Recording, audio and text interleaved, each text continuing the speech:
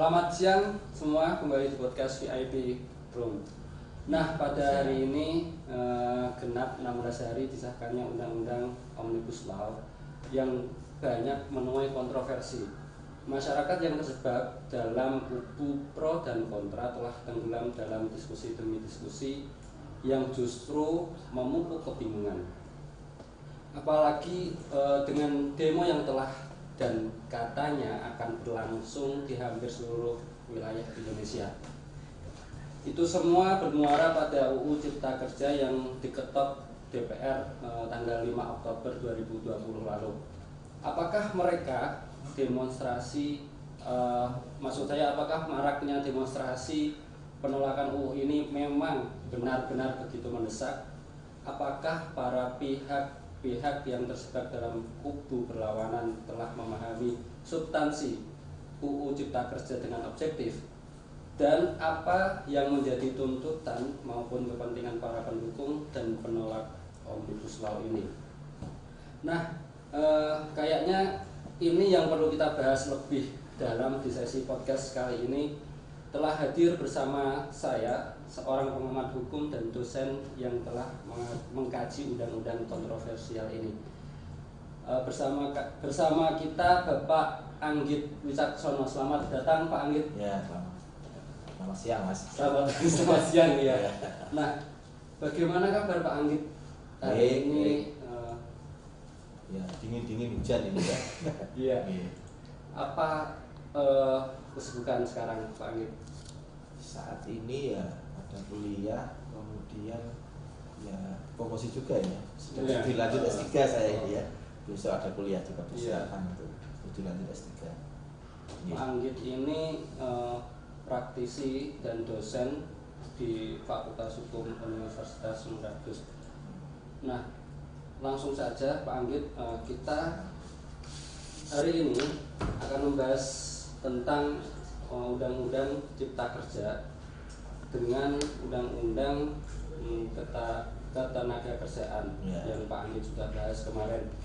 Nah, menurut Pak Anggit sendiri, pendapat tentang Undang-Undang Cipta Kerja ini bagaimana sih? Kalau saya pribadi itu ya, sebetulnya ya setuju lah dengan undang-undang ini, karena memang undang-undang ini itu memotivasi warga negara Indonesia untuk jadi pengusaha, walaupun levelnya itu pengusaha mikro, kecil, menengah. Jadi memotivasi rakyat untuk jadi pengusaha. Artinya orientasi rakyat ini negara ingin mengubah dari awalnya adalah orientasi menjadi pekerja, tapi diubah ke pengusaha. Apalagi dengan kondisi yang kalau kita lihat kondisi kita asal kita, yaitu wilayah Kudus, Pantura, itu adalah khususnya Kudus itu banyak UMKM, sehingga harapan saya itu undang-undang ini bisa memfasilitasi. Jadi mungkin perlu dibaca, dipahami lagi, itu di konsideran menimbang undang-undang itu politik hukum yang ingin dicapai. Itu memang beda. Kalau di dalam Undang-Undang 13 dulu itu orientasinya adalah melindungi masyarakat, harkat dan martabat warga negara Indonesia selaku pekerja. Tapi apakah kondisi itu masih cocok dengan saat ini atau berubah? Lah ini silakan ya, dinamika masyarakat itu yang perlu dikembangkan. Nah, banyak pandangan tentang UU Cipta Kerja ini. Ada yang berpendapat bahwa UMKM dapat membantu tumbuhnya UMKM, terus ada yang bilang ini cuma sekedar menguntungkan pengusaha besar, melemahkan para buruh. Nah, itu bagaimana Pak kalau menanggapi hal-hal yang seperti itu? Kalau ada hal-hal semacam itu, sebaiknya kita itu bahas perubahan pasal pasalnya. Jadi kita akan lebih detail, lebih lihat ke substansi pengaturannya bagaimana. Kebetulan saya itu hanya melihat pada bagian tentang tenaga kerja. Jadi yang itu ada diatur di dalam, kalau nggak salah pasal 81 ya. Pasal 81 itu mengubah kesekian poin dalam Undang-Undang Tenaga Kerja. Jadi Itu yang menjadi fokus kajian saya. Ya, harapan saya sih memang bahwa undang-undang ini nanti itu juga menumbuhkan iklim usaha. Kalau itu sudah tumbuh juga melindungi pekerja. Cuma memang lah ini tadi, kadang-kadang di dalam Undang-Undang 13 itu ketentuannya itu bersyarat, perlu dicermati. Nah, cara membacanya sendiri itu bagaimana? Kalau seperti itu kan sebagai masyarakat awam lah, masa kita harus membaca undang-undang dengan segala penafsiran yang berbeda-beda kan nantinya. Nah, ini yang perlu disadari oleh seluruh warga negara Indonesia. Di kita itu ada fiksi hukum. Fiksi hukum, setiap kali undang-undang itu sudah disahkan, ditetapkan, ada nomor, ada penomorannya masuk dalam berita lembaga negara, semua warga negara dianggap tahu. Itu fiksi hukum. Ya, fiksi hukum itu namanya. Jadi ini akan berdampak khususnya bagi warga negara yang tidak mempelajari hukum, ya, tidak membaca undang-undang, apalagi undang-undang Cipta Kerja ini sekian ratus halaman, ya. Itu dianggap tahu lah ini. Dan faktanya kemudian ada beberapa versi, ada versi 800 halaman, 900 halaman, 1000 halaman. Nah, ini kan ada dinamika. Nah, ini yang peak yang mana? Persoalannya sampai saat ini memang belum ada penomoran. Sebetulnya kalau belum ada penomoran dan sudah disahkan, nah ini sesuai dengan nanti di Undang-Undang 12 2011 tentang pembentukan peraturan perundang-undangan, kalau tidak salah sampai 30 hari itu belum, itu sudah dianggap berlaku. Jadi nah ini yang fiksi hukum itu berlaku. Jangan beralasan tidak pernah baca undang-undang, kemudian seolah-olah saya bukan orang hukum, saya nggak tahu lah, itu tidak bisa itu. Berarti harus berkompeten juga ya. Artinya ya mencoba untuk memahami pengaturan mengenai, biasanya hukum itu kan mengatur hak dan kewajiban.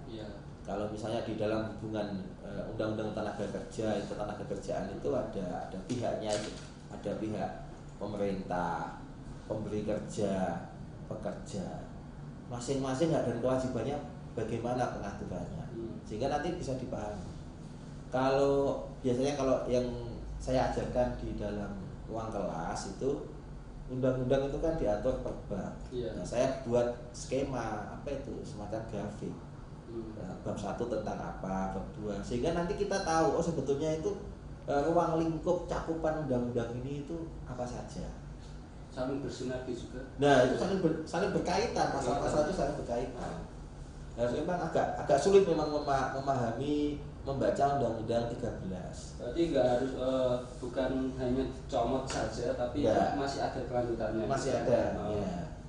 Nah, kalau yang di Undang-Undang Nomor 13 Tahun 2003 ini kita sandingkan dengan UU Cipta Kerja. Nah, ini bagaimana cara kita membacanya? Oke, penyandingan itu kan memang saya sandingkan supaya kita tahu sebelum perubahan dan setelah perubahannya. Nah, misalnya pengaturan kalau dilihat di dalam persandingan, kalau yang awal itu tentang apa ya? Awal tentang pelatihan kerja. Nah, pelatihan kerja. Awalnya adalah pelatihan kerja itu dilakukan oleh lembaga pelatihan kerja pemerintah dan swasta. Tetapi kemudian perubahannya ditambahi lembaga pelatihan kerja perusahaan. Artinya undang-undang ini memperluas pengakuan terhadap kompetensi pekerja. Itu kalau dia itu mendapatkan pelatihan kerja di perusahaannya, artinya itu diakui oleh negara. Kompetensinya diakui karena sudah tertulis di undang-undang. Masuk cakupannya masuk dalam rumusan undang-undang. Nah, kalau ini sebetulnya kan pada poin ini kan menguntungkan pekerja. Artinya biasanya itu kalau pengusaha merekrut pekerja itu akan ada pelatihan-pelatihan, ada macam-macam itu masuk dalam kurikulum vitae-nya pekerja, kompetensi, tambahan kompetensi. Dan kalau ada semakin banyak kompetensi yang dimiliki oleh pekerja, nanti kan berkaitan dengan upah yang diterima oleh pekerja. Nah, bahas upah. Ya, kan gitu. Bagian belakang saja. Ya, kan gitu.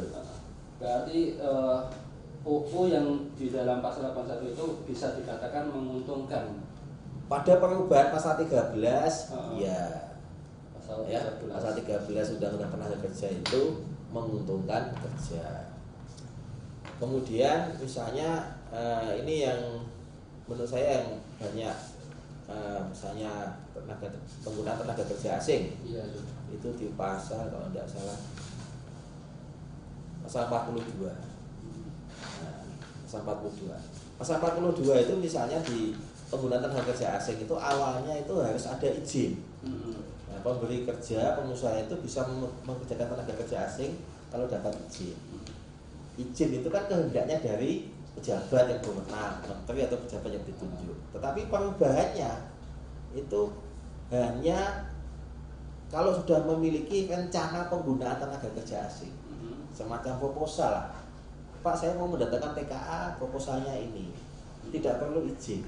Nah, kira-kira hal semacam itu kalau dari kacamata pekerja menguntungkan pekerja Indonesia atau tidak? Kalau memang kalau seperti ini seolah-olah apa ya, tidak ada rasionalitas kita sebagai bangsa Indonesia. Ini sebetulnya kalau saya nggak cocok. Yang pasal 40 ini ya. Pasal 42. Tetap sebaiknya ada izin. Ini nggak izin beneran Pak? Ini hanya rencana penggunaan. Rencana penggunaan kan yang buat adalah pengusaha. Yang poin Pasal 42 itu yang ayat 1. Ayat 1. Rencana penggunaan yang buat pengusaha. Ini kan kalau kemudian pemerintah tidak izin pemerintah perlu enggak? Tidak disebutkan artinya tidak perlu. Tidak perlu lah. Kalau seperti ini nanti akan banyak tenaga kerja asing yang masuk di Indonesia. Kalau banyak tenaga kerja asing di Indonesia, nah konstitusi kita itu tugas negara adalah yang pertama itu memang melindungi, yang kedua memajukan kesejahteraan umum. Kesejahteraan umum itu kan kesejahteraan pekerja atau rakyat Indonesia. Tapi kalau kemudian pekerja asing itu semakin mudah masuk tanpa adanya izin dari pejabat yang berwenang, coba Anda bayangkan, Anda itu lulusan UMK, nanti dipersaingkan dengan lulusan dari Singapura. Kira-kira menang sampean atau menang? Kalau tidak ada izin. Tapi menurut informasi yang saya dapatkan dari Ibu Menaker, Ibu Ida itu, saya kutip dari podcastnya YouTuber, itulah nanti bahwa beliau mengatakan cara membaca Undang-Undang 13 tahun 2003 dengan Undang-Undang Cipta Kerja ini, ketentuan yang ada di UU 13 tahun 2003 sepanjang tidak dihapus atau tidak diatur ulang dalam UU Cipta Kerja, maka ketentuannya tetap berlaku. Iya, masih berlaku. Berarti selama pasal yang selain pasal 42 masih berlaku. Misalnya pasal 41 itu masih berlaku. Saya kebijakan pemerintah ada kebijakan ketenagakerjaan, kesempatan perluasan, itu masih berlaku. Pasal 42 kan diubah artinya pasal 42 yang lama itu sudah tidak berlaku. Ini pasal yang 42 yang undang-undang mana? Undang-undang tenaga kerja yang lama kan jadi tidak berlaku. Yang Anda pegang itu ini pasal-pasal yang tidak berlaku. Oh, ini tidak berlaku? Iya, tidak berlaku, sudah diubah. Di dalam sini yang berlaku yang nanti yang baru. Tapi kan Anda bisa menyandingkan ini. Misalnya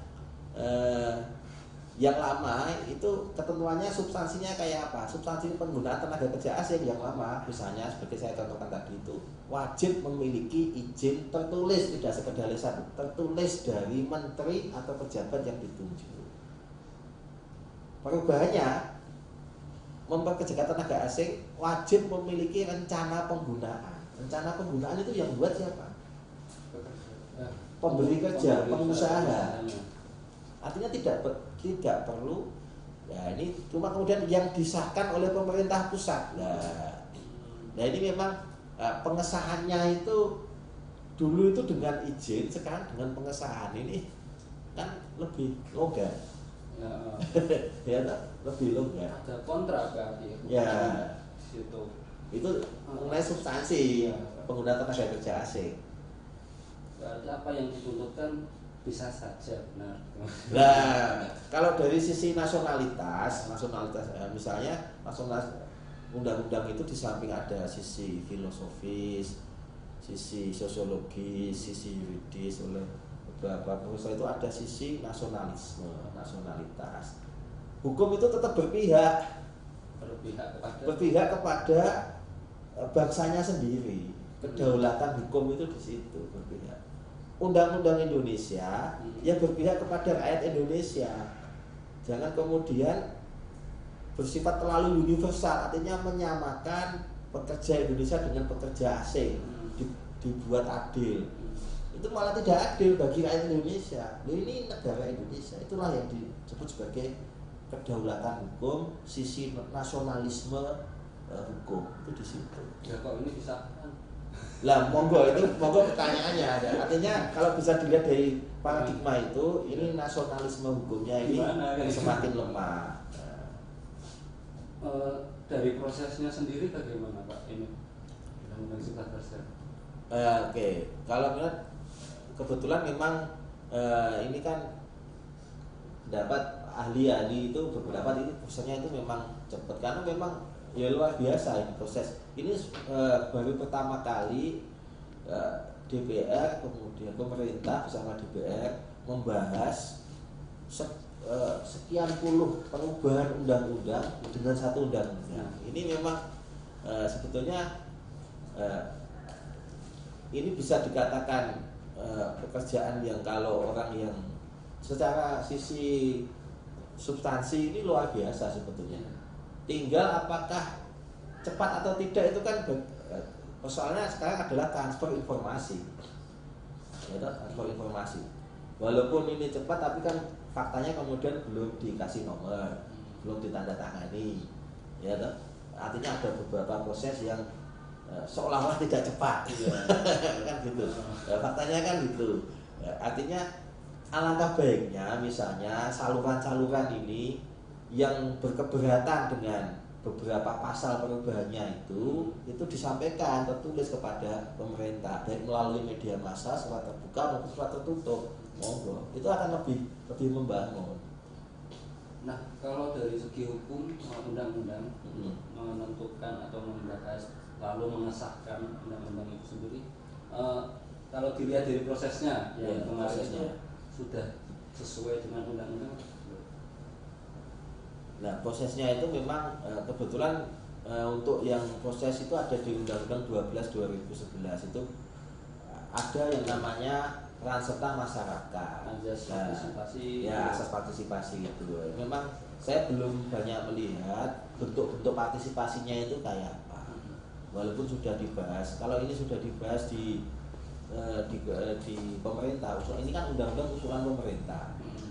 Kemudian harusnya idealnya itu ada usulan dari pemerintah, DPR melalui kepanjangan tangan partai politik yang ada di daerah atau di stakeholder itu diundang lah. Ada public hearing, jaring asmara, jaring aspirasi masyarakat. Ini namanya jaring aspirasi masyarakat itu fungsi DPR itu di situ.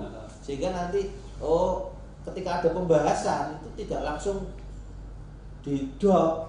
Nah, ada masukan-masukan kayak gini, apakah bagaimana kan, sehingga nanti dan proses DPR itu kan sebetulnya kan lembaga negara. Lembaga negara itu kan memiliki sifat publik ya, walaupun nanti ada pembahasan hal-hal tertentu itu yang sifatnya tertutup. Alangkah baiknya pada pembahasan itu juga dibuka. Kalau kata Pak,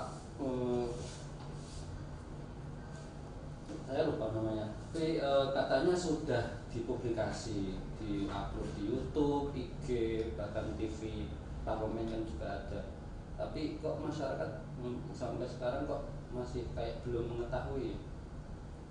Nah, itu berarti ada penyamaran atau bagaimana? Itu sebetulnya masalah marketing publikasi itu saya. Artinya pola-pola publikasinya saluran komunikasinya itu yang yang mampet, masalahnya di situ. Kita itu mau bicara ke saluran yang mampet atau langsung ke substansi lah. Kan harus kita harus apa itu? Kondisi saat ini kita harus ke substansi. Misalnya usulan-usulan, misalnya pasal 42 sebaiknya tetap dengan izin dan pengesahan. Misalnya itu kan menjadi lebih baik.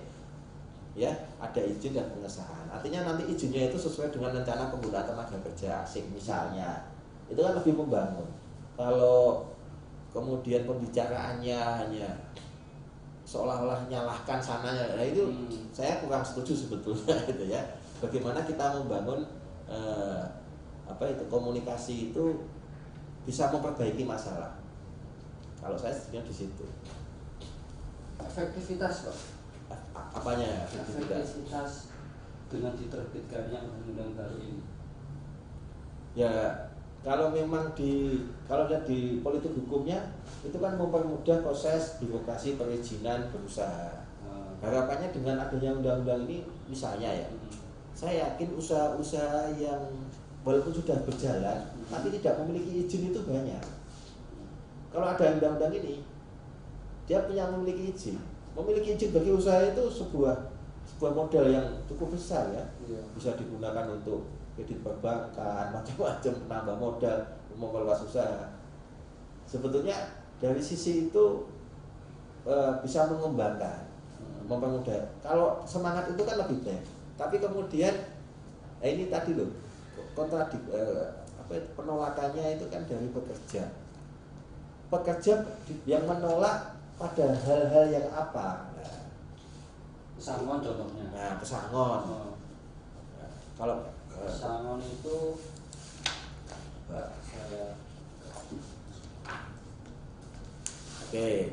pesangon itu 32 kali.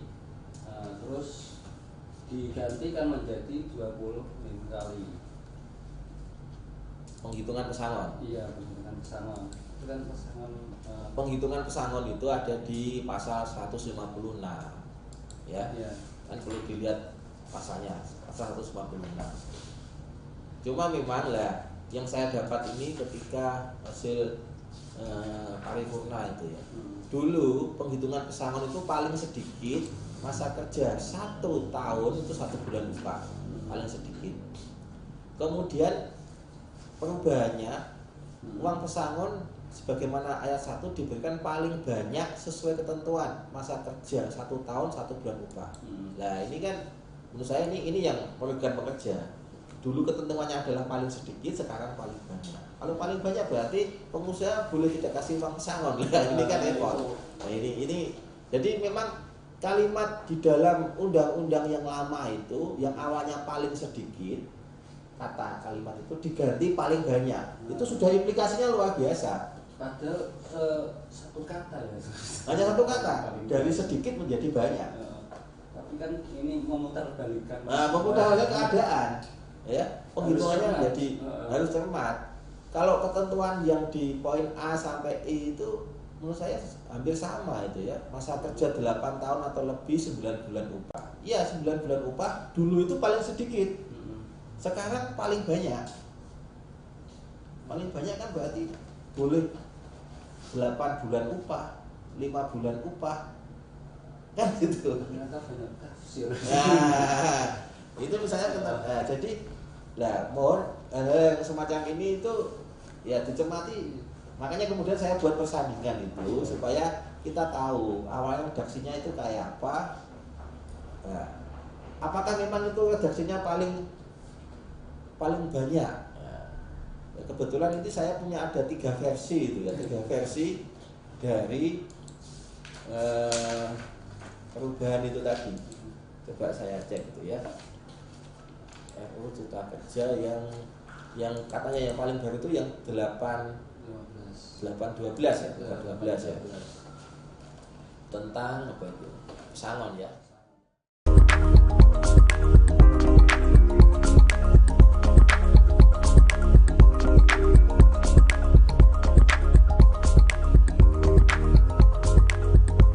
Dulu pesangon itu pengaturannya paling sedikit. Misalnya 1 tahun 1 bulan upah itu paling sedikit. Artinya kalau paling sedikit Anda sebagai pekerja mendapatkan pesangon 2 bulan upah, boleh nggak? Ya, kalau ada hal semacam ini harapannya misalnya di Sivitas Akademika, komunitas mahasiswa hukum lah khususnya, mahasiswa hukum itu membantu menjembatani mahasiswa yang lain, kemudian kita membahas, mengupas pasal-pasal ini, dan kita memberi masukan sebaiknya kayak apa.